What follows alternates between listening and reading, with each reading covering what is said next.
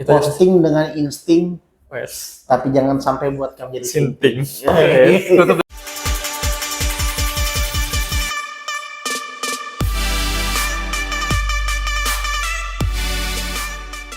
Mbak, kamu nggak ada lagi bahasa baru mau? Nggak ada apa-nya juga. Ayo gimana lagi cari deh. Kembali lagi dengan Suri jam 12 malam karena tang tang tang tang tang tang tang tang tang tang. Boy, langsung boy apa boy? Win, kamu dan aku sangat membenci tentang Januari Dam, Februari Dam, Maret Dam, April Mop dan lain-lain. Ya kan? Itu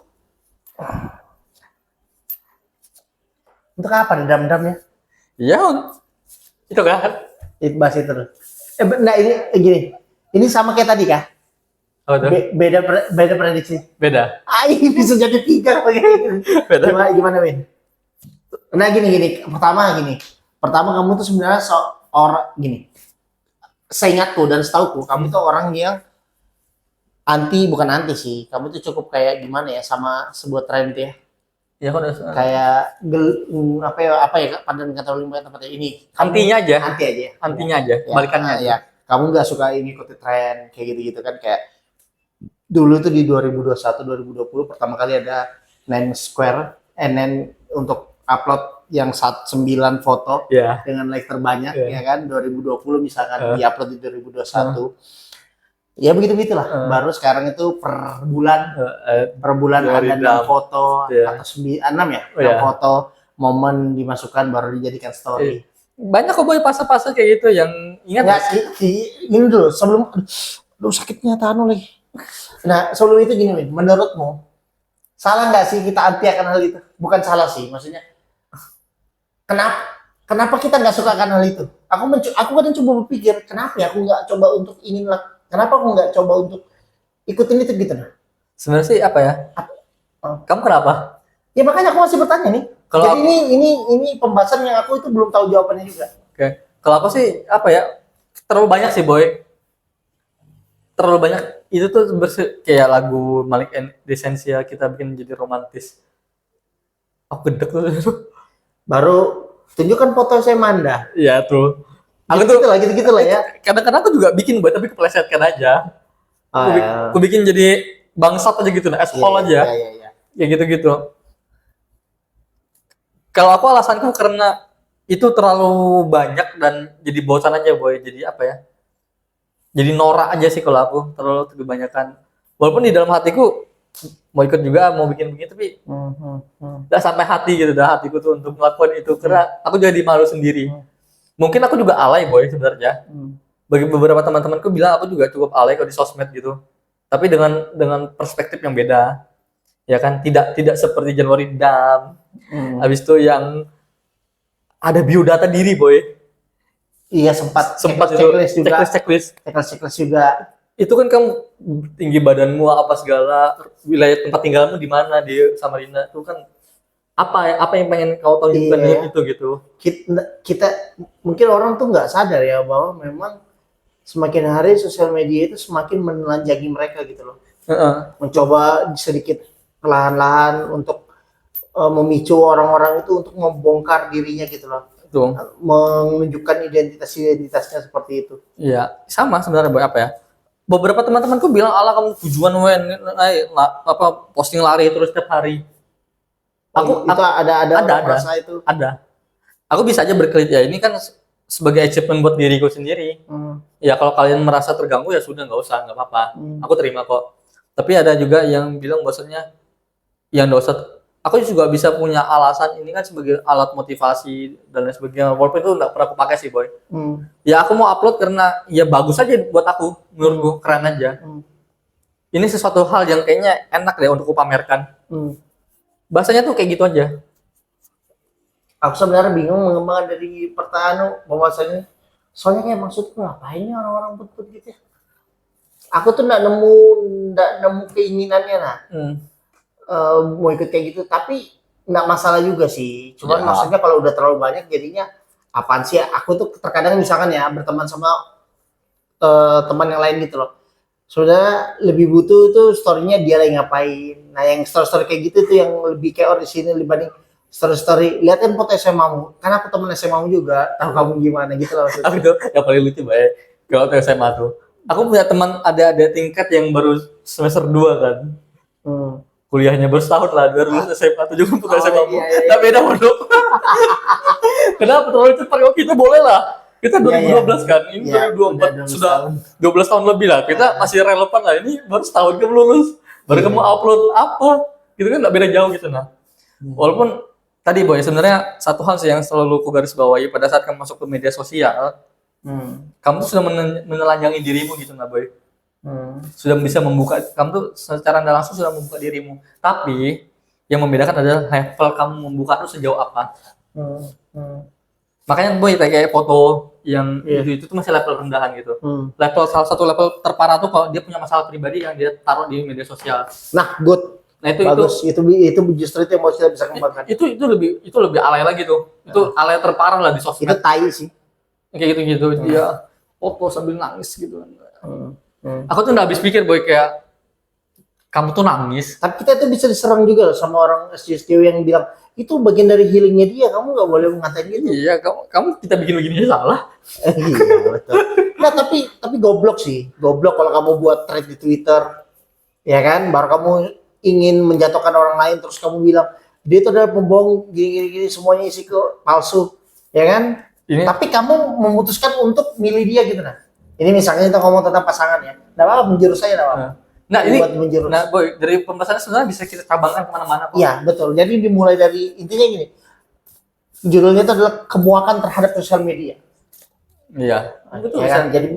Jadi kita tahu kan core-nya tuh. Iya. Nah kalau aku yang paling muak aku sama itu tadi orang yang ku kenal. Hah? Aku nggak mau bilang teman ya. Iya. Orang yang ku kenal, dia nih misalkan kamu ya kenal aku baru kamu bilang, boy aku gini, kamu ada masalah nih dan kamu cerita ke aku dan kamu bilang, aku cerita di kamu aja boy, tolong simpan rahasia ini. Tapi besok kamu upload, kamu kesal sama si misalkan Tama gitu-gitu. Kamu menunjukkan ke orang-orang lain, tapi kamu nyuruh aku diam. Lah untuk apa kamu cerita ke aku? Mending dari awal aku cuma lihat storymu aja gitu kan. Jadi itu yang ngebuat aku ya, jujur aja nih aku juga mungkin misalkan ada temanku yang nonton ini dan biar dia tahu alasanku. Alasanku itu tidak merespon kalian beberapa orang yang misalnya cerita ke aku. Itu karena aku ngerasa untuk apa kamu cerita ke aku? Alay. Yang kamu bilang privasi, tapi kamu juga alay itu nah. Kamu sebar di Twitter, kamu sebar di story, dan bukan berarti aku siap untuk mendengar ceritamu. Aku pasti di pihakmu. Nah itu yang kita harus garis bawahi. Jadi ketika temanmu itu ingin mendengarkan ceritamu, ingin membuka diri untuk dengar ceritamu, belum tentu dia mendukung kamu sebenarnya. Bisa jadi dia malah dapat bahan dari kamu yang mana di belakang dia ceritain kamu gitu. Ya.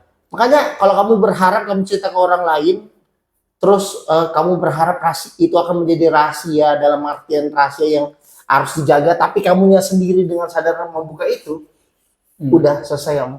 Jadi sampah kamu, jadi bahan sampah. Aku tuh membagi jadi dua sih boy sebenarnya. Ada orang yang memang apa ya mendramatisir kehidupan pribadinya dia yang sebenarnya nggak perlu orang tahu, tapi itu disebarluaskan seolah-olah dia butuh bantuan. Dan yang kedua itu tindakan-tindakan yang apa ya harus di follow up di sosmed supaya mendapatkan perhatian boy. Nah ini aku masih bisa terima nih. Contoh bayi dipukul matanya, Betul. ya kan? Contoh di jalanan ada kejadian apa-apa gitu, kecelakaan apa segala itu tapi ada etikanya ya kalau kecelakaan sampai badannya kenapa-napa. Nanti aku akan cerita tentang intinya tentang kayak misalkan ada berita yang betul-betul kita perlu fokus kita untuk suarakan itu it's okay kan intinya. Karena ada kan yang no viral no justice. Iya. Ya kan yang kayak gitu-gitu aku dukung, sangat dukung. Kayak orang-orang yang minta bantuan pada saat nggak dapat keadilan di satu tempat, dia upload di media sosial supaya itu follow up, itu aku dukung tuh. Ada kejahatan-kejahatan tertentu, ya kan disiksa lah apalah segala lah minta bantuan karena ini ternyata nggak bisa dibantu apa-apa dari pihak berwajib, harus viral dulu istilahnya, ketidakadilan di desa-desa kayak gitu, itu aku bantu, dukung tuh. Tapi yang hal-hal pribadi, tapi kamu pasti bantu share nggak? aku enggak juga sih. Nah, enggak juga kan? Enggak juga, karena menurutku tanpa aku bantu pun ini memang tolol sih bahasaku nih. Kamu enggak kayak gini, kamu itu sepakat tapi tidak ikut aja serta menyebarluaskan. Iya itu. Kayak misalnya contoh Palestina aja deh. Iya, Kamu udah pernah nggak tentang Belum Palestina? Aku nggak pernah, tapi kalau aduh nggak enak sih ngomongin, tapi ya intinya kalau ada semua yang kayak gitu, aku mencoba sebisa mungkin berpartisipasi lah untuk Iya. saudara kita sana. Ya mungkin salah satunya kita dulu kan kita KFC banget loh boy. McD, Iya McD banget kan. gila McD. Dulu kan McD banget kan. Sekarang kan Selalu. enggak kan? Banget. Enggak tahu sih. Boykot. Nah, walaupun enggak semua kita boykot kan. Ya pastinya. Odol malah Mineral. Siret Soden. Aku close up. Sama ya? Ya, Close up juga. kayaknya tidak tahu sih. Terlalu boy. Terlalu susah. Terlalu susah kayak gitu-gitu lah. Iya. Rinso Iya, susah. Tapi kan apa ya? Maksudku hal-hal kayak gitu kalau kita bisa minimalisir hal-hal yang tidak bisa kita cari alternatifnya, ya udah cari aja. Itu nggak usah dipanjang banget boy. Tapi sedikit aja. Ini aku mau ceritakan Win. Jadi gini Win. Aku dulu tuh orang yang mencoba untuk ingin mencoba menginisiasi sesuatu hal di sosial media. Tapi aku punya cerita. Ini aku mau sharingnya kamu. Jadi waktu aku dulu kuliah, itu aku magang boy, magang di rumah sakit jiwa, ya kan, untuk teman-teman para pasien gangguan jiwa ya. Apa sih sebutannya? ODGJ. ODGJ lah. Pokoknya orang teman-teman yang gila lah. Iya. Sakit gila, gangguan jiwa. Jadi saat itu, nah niatku ini gini. Aku ketemu sama salah satu pasien yang mana pasien itu kakak kelas kita tapi jauh. Tapi ada irisan sama aku sebuah organisasi kita tadi. PA. Yeah. Nah, dia nyebut, dan pas aku nyebut aku dari SMA kita, dia sudah cukup adaptif. Cuman memang dia masih namanya RPK, risiko perilaku kekerasan. Dia masih sering kalau dia emosinya muncul, dia mau mukul orang atau dia nyiksa dirinya, karena aku pernah ingat deh. Ya, karena dia memang dapat melihat di rumahnya itu selalu berantem dengan orang tuanya, ya kan. Nah, sampai akhirnya aku punya inisiatif untuk, karena dia udah ngobrol sama aku dan nyambung, kayak kita ngomong biasa gini, baru bilang, Dek, Pak, ada ke kontak-kontaknya angkatan saya ini angkatan segini. Misalkan aku angkatan 30, dia angkatan 6 misalkan. Oh ya Kak, sebentar Kak, kita punya grup kok. Kebetulan grupnya itu di Facebook saat itu. Dan ternyata Facebook, dan aku jujur aja, aku tuh cuman buat Facebook di tahun 2009. Setelah itu aku cuman, kayaknya aku main Facebook itu cuman sampai 2011, main dalam artian aktif. Nah, aku ingat banget pas sudah kelas 3 SMA atau lulus SMA itu udah nggak pernah main Facebook secara aktif.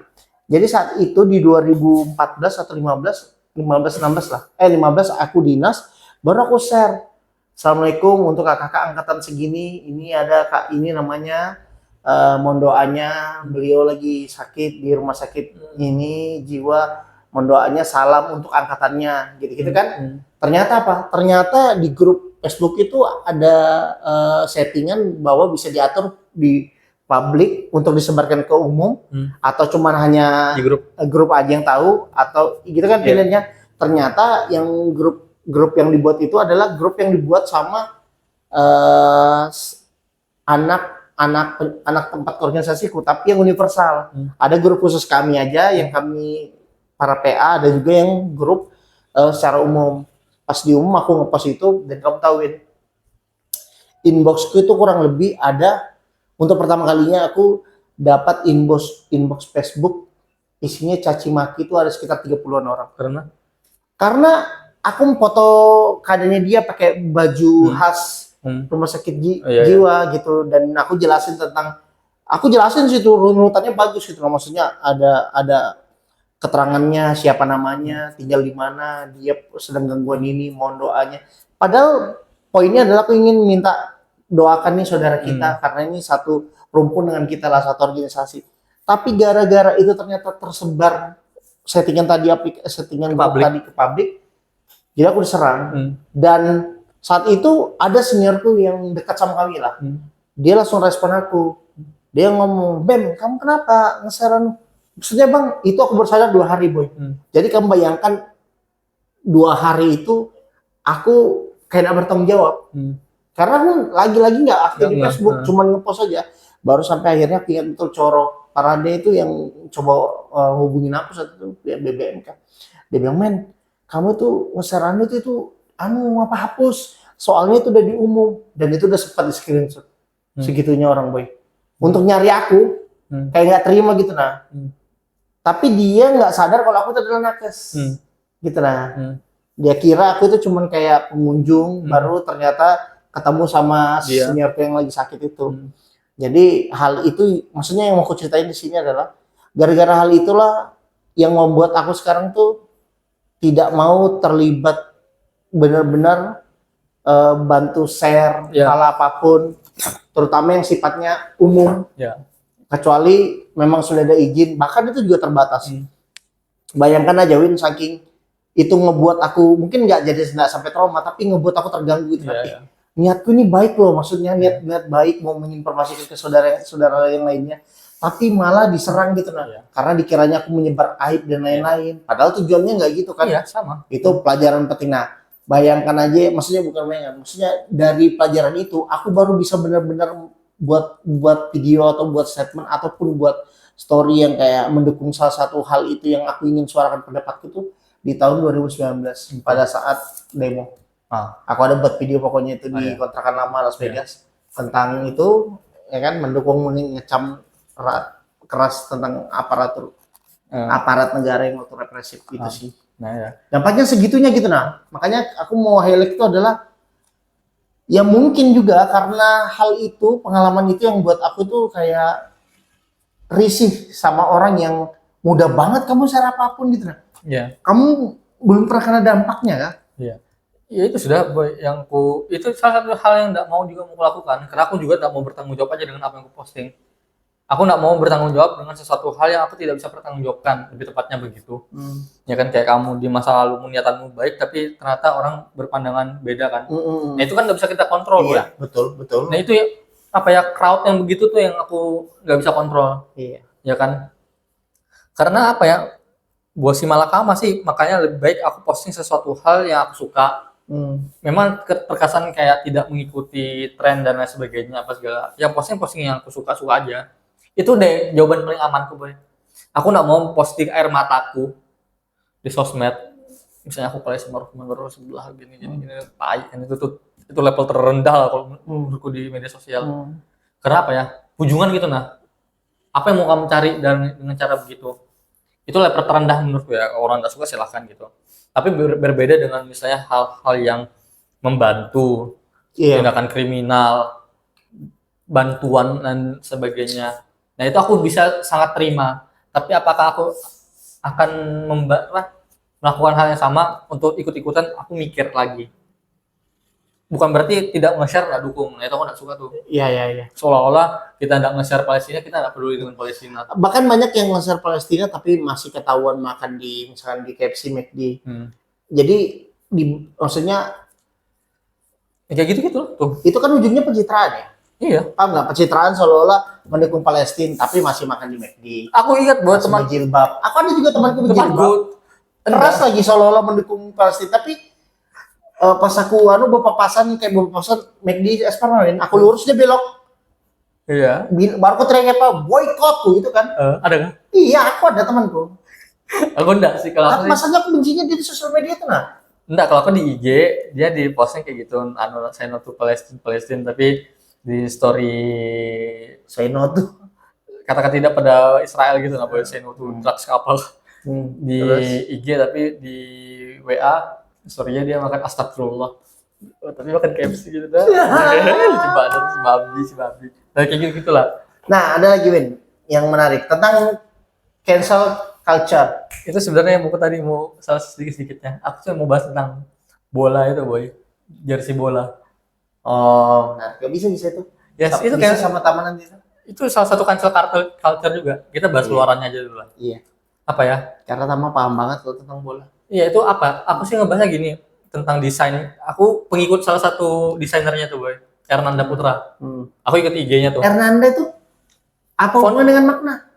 Foundernya. Ini makna dong kan? Iya, makna talks. Mana tuh? Hernanda itu yang bukan cowok kan? Iya.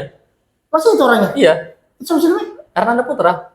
Boy, aku tuh ngikutin Hernanda tuh sudah lama banget, boy. Iya, makna talksan. Makna talks mungkin cuma ada 2 yang aku dengarkan di Spotify, itu salah satunya Makna Talks dari dulu. Karena si Iyas Lawrence kan. Iya, Lawrence yang Lah. aku kira. Enggak, bukan. Yang aku bilang Oh, tuh iya, nah, itu kan salah Enggak. satu hostnya aja. kita bahas nanti nih. Enggak, apa itu? Fokus aja lo cancel culture. Jadi dia kan kayak istilahnya kan di cancel kan, di boykot kan. Makna tuh di boykot semua produk-produknya. Dia kan tim desainer kan, boy. Oke. Dia tuh apa ya? Kalau dia bilang tuh kayak palu gada, apa yang mau gue ada. Kamu mau konsultasi tentang sosial media, aku bisa bikinkan. Dipaksakannya, kesannya. Nah, dia tuh ngedesain kan, kalau yang kulihat sih dia tuh ngedesain font huruf, bentuk lambang Garuda tuh dia ngedesain apa segala. Dia kerjasama kan sama Espro, Erigo Sport itu. Tapi apa ya? Ini yang jadi garis besarnya anti kritik, boy. Si Makna ini. Si Hernandanya. Oh. Aku yakin sih sebenarnya bukan dia sih yang buat. Pasti ada timnya. Kan salah satu timnya tuh ada Jordi yang terkenal itu sebenarnya dan beberapa tim-timnya. Tapi dia kan bertanggung jawab. Ya, dia kan sebagai CEO kan, dia foundernya, dia pemilik utamanya. Ya, pada akhirnya kan dia berpikiran bahwasanya kamu memang sudah buat apa? Kamu kritik aku nih, kamu memang karyamu apa? Gitu ya. Nah, itu kan yang habis kan dari hal-hal kayak gituan, nggak mau dikritik gitu. Nah, pada akhirnya tadi mau diboikot dan lain sebagainya. Itu bahasan luarannya lah. Apa ya? Posting sesuatu di sosmed itu kamu sudah ngerti konsekuensinya gitu, nah, boy. Aku ya kembali lagi ke kata-katanya Raditya di zaman dulu. Pada saat kamu punya sebuah karya, kamu lempar itu ke publik, itu bukan punya kamu lagi. Sudah milik pabrik. Itu sudah jadi milik pabrik. Itu pabrik mau ngomong apa, itu bakal jadi bumerang kalau kamu salah nanggapinya. Ada sedikit post, aku juga nonton sih tentang statement apa ya POV-nya siapa sih yang agak lain yang botak? Oki Rengga. Kamu nanti bakal nonton lah. Coba kalau seandainya dia lebih soft aja gitu untuk ngebalasnya, ya salah, mohon maaf ya, ya memang tidak jauh, kami memang mencoba untuk melakukan yang terbaik, tapi memang ada ketidakpuasan di semua pihak. Kami mohon maaf, semoga kedepannya kami bisa belajar lagi dan sebagainya. Kalau seandainya dia menjawab dengan kayak gitu, selesai, boy. Iya kan aja. Iya. Aku nggak tahu makanya apa ya, di situasi tertekan seperti itu rasionalitas tuh kadang-kadang tuh kalah sih sama ego. Nah itu sih. Kita nggak bahas lebih dalamnya lagi ya. Ya, tapi aku nih ada lagi pertanyaan sebelum kita mengakhiri ini. Kalau kamu sendiri, Win, menurutmu kamu itu orang yang benar-benar bisa stoik nggak? Maksudnya kamu benar orang yang benar bisa sadar bahwa yang bisa kamu kendalikan cuma dirimu, dalam artian bagaimana caramu merespon, bagaimana caramu untuk menghadapi misalkan kritikan secara langsung, baru hujatan dan lain-lain. Dari aku dulu ya. Kalau dari aku, tampaknya aku belum bisa sebenarnya untuk kayak Raditya Dika itu nggak tahu si Radit itu juga menurutku agak peduli sih, dia buktinya beberapa buat video untuk merespon juga gitu. Nah tapi dengan karya, aku nggak tahu siapa seorang sosok yang benar-benar bisa dibilang anti kritik, karena Perry Irwandi bicara tentang stoik juga, tapi ada beberapa sudut pandang yang aku lihat ini karena Perry juga dia rasa sama kritikan orang, karena ketidaksependapatan orang, berarti kan dia tidak sebenarnya bisa mengendalikan perasaannya kan. Kalau aku pribadi, karena belum pernah menghadapi itu, tapi aku punya pengalaman yang tadi aku ceritain, kayaknya aku masih belum bisa. Makanya aku sangat-sangat menjaga untuk membagikan apapun yang ada di sosial media. Kalau aku semua aku justru apa ya, sikap kita tuh responnya persekian detik, boy, dari apa yang terjadi. Kamu pukul begini, boy, kamu bisa marah tiba-tiba kan, atau biasa aja gitu kan. Itu respon sepersekian detik kan. Kalau kita nggak bisa menguasai diri kita, kayaknya bakal gimana banget ya.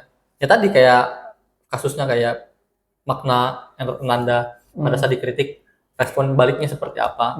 Itu kan aku tahu boy dia pintar, boy. Aku tahu dia berpengalaman. Aku tahu dia sudah makan asam garamnya dunia ini, tapi cuma karena salah respon, hal-hal baik di masa lalunya tuh ada lagi boykot Makna. Tapi kamu tetap respect sama dia? Ya aku suka karena lifestyle-nya, gayanya. Nah, berarti kamu bisa membedakan ya? Ya aku suka karena bedakan karakter dengan. Iya. Ya aku nggak ngambil karakternya sih, gitu. Nah, aku suka aja gaya hidupnya, lifestyle-nya gimana. Karena keren banget gitu menurutku. Aku juga pengen yang seperti itu. Nah hanya sebatas itu. Jadi kalau kesimpulanku tentang kemuakan terhadap sosial media,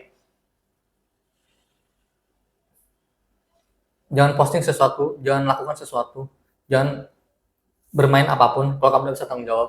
Nah,